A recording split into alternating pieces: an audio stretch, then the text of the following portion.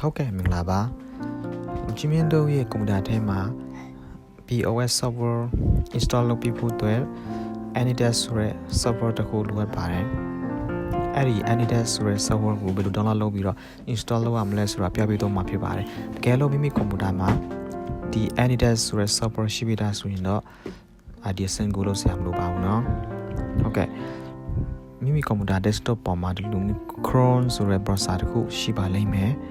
အဲ့ဒီ Chrome ဆိုတဲ့ browser ကိုတစ်ချက်နေပြီးတော့မှဖွင့်လိုက်ပါ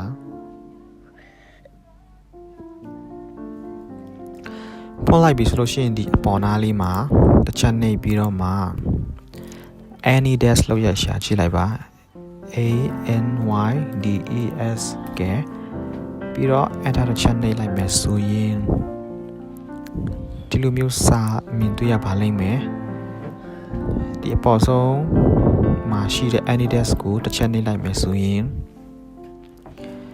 download now ဆိုတဲ့စာသားမြင်တွေ့ရပါလိမ့်မယ်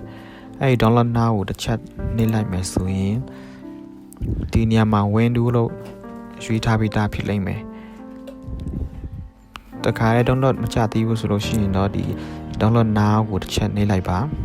နှိပ်လိုက်ပြီဆိုတာနဲ့ဒီအောက်နားလေးကိုကြည့်မယ်ဆိုလို့ရှိရင် Anydesk ဆိုတဲ့ anydesk.exe ဆိုတဲ့ file ကိုမြင်တွေ့ရပါလိမ့်မယ်အဲ့ဒီ Anydesk ဆိုတဲ့software ကိုတစ်ချက်နှိပ်ပြီးတော့မှအသုံးပြုလို့ရပါပြီ